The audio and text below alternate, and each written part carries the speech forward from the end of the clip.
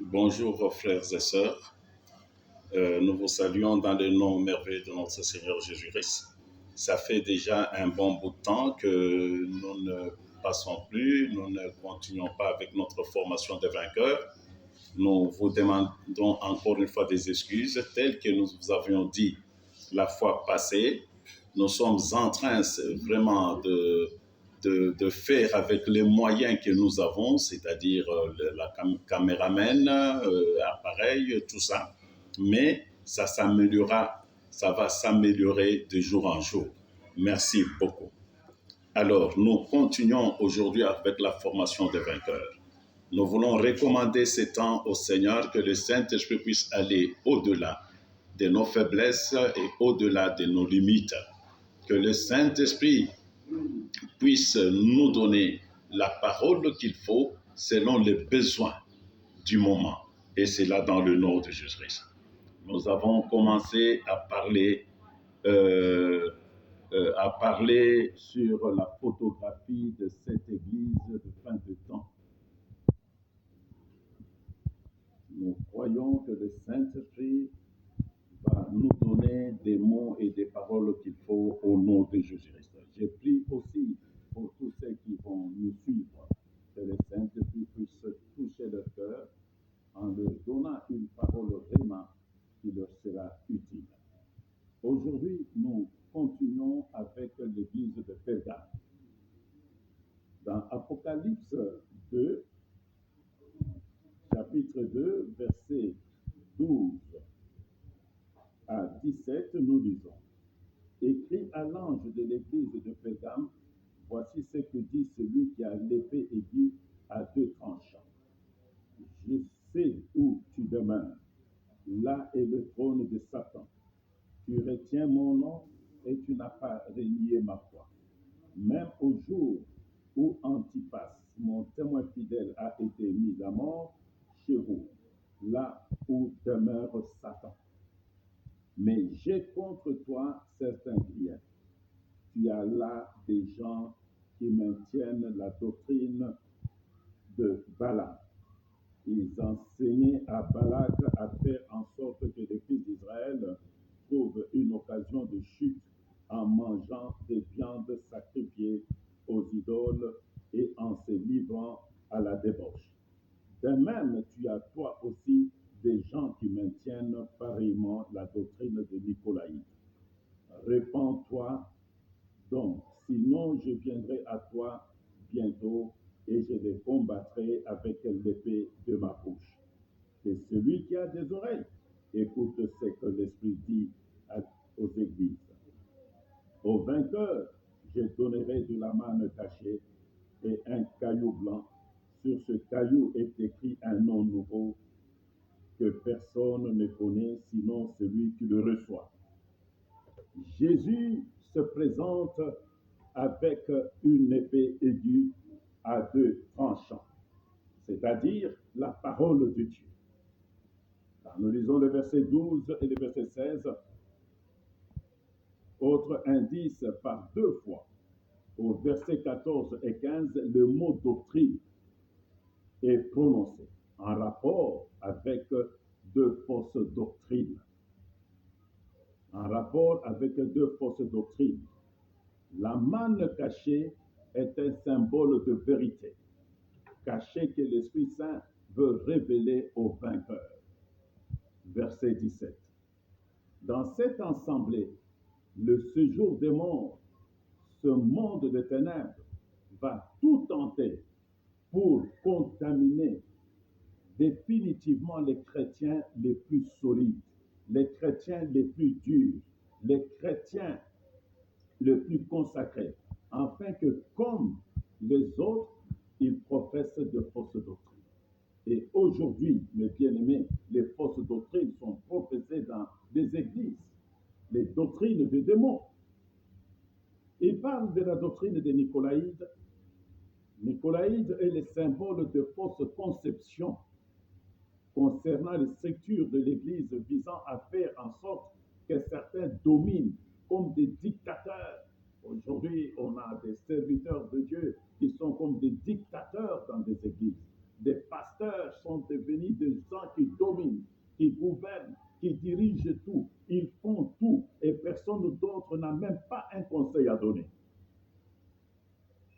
Les dominateurs de ce monde vont donc agir pour que les chrétiens soient tolérants envers les enseignements pernicieux, les suggestions envers l'unité et le support mutuel. L'amour vont fleurir dans le but d'endormir la vigilance de ceux dont la foi est saine. Finalement, ils se retrouveront minoritaires et ils seront contraints de sortir hors du camp, c'est-à-dire les chrétiens vainqueurs, les chrétiens qui craignent le Seigneur, les chrétiens qui vont jusqu'au sacrifice, ils seront obligés de sortir, comme la Bible dit, sortez du milieu d'eux. Sortez du milieu d'eux. À moins que l'Église ne puisse se repentir, à moins que l'Église ne passe par la porte de la repentance. Aujourd'hui, nous voyons la repentance, elle est rare dans nos églises. La repentance, elle est rare parce qu'on ne dirige pas les hommes vers la parole véritable, vers la parole du Seigneur, vers l'épée à double tranchant. Dans cette église, ceux qui sont dans la confusion ne manqueront pas d'accuser les autres d'être des chrétiens, ces séducteurs qui manquent d'amour et de largeur de vue. Oui, quand vous prêcherez la parole, la véritable parole, la parole qui condamne le péché, la parole qui condamne la négligence, la parole qui condamne ceux qui vivent selon le monde, la parole qui condamne ceux qui vivent sous l'emprise du diable, on va dire que ces gens n'ont pas d'amour. Ces gens n'ont pas d'amour. L'amour véritable, c'est mettre la parole de Dieu en pratique. L'amour véritable, c'est obéir à la parole de Dieu. Le séjour des morts sera actif.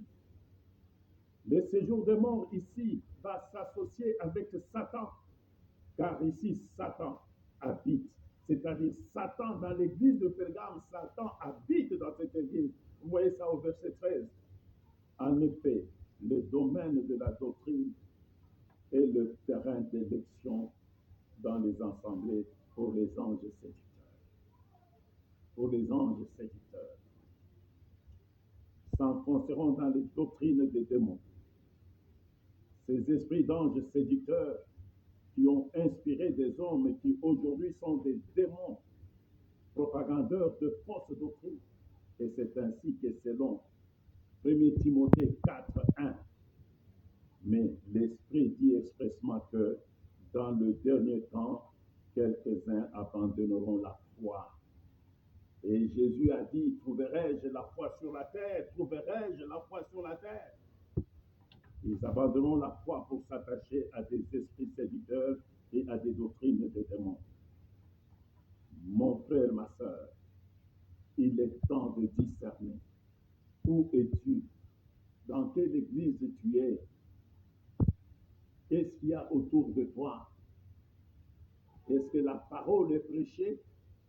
Ou on est en train de faire plaisir aux hommes pour les attirer davantage et les escroquer davantage? C'est ça le problème. Quand on cherche à faire plaisir aux hommes, c'est pour qu'ils vivent n'importe comment en venant à l'église et en vivant selon le monde, pour qu'ils ne vivent pas selon la parole de Dieu. Parce que quand on fait plaisir à Dieu, alors là, on prêche la véritable parole. Là, on conduit des hommes et des femmes vers la repentance, enfin de revenir vers le Seigneur. Et cela est important aujourd'hui. Aujourd'hui, les gens ne savent même pas dans les églises qu'il y a péché, il y a vivre dans le péché et ne pas vivre dans le péché. Ils ne savent même pas. Ils vivent n'importe comment. Mes frères, mes sœurs, les pasteurs, les évangélistes, les prophètes, nous avons une grande responsabilité de conduire le peuple de Dieu vers le Seigneur, de le conduire au ciel, de leur éviter l'enfer. Et c'est ça le grand travail que nous avons à faire. Et c'est là au nom de Jésus-Christ que cette parole vous aide, que cette parole vous aide, que cette parole vous aide, et que tous nous puissions revenir vers notre Seigneur, que tous, je dis bien, et c'est là dans le nom de Jésus-Christ. Amen.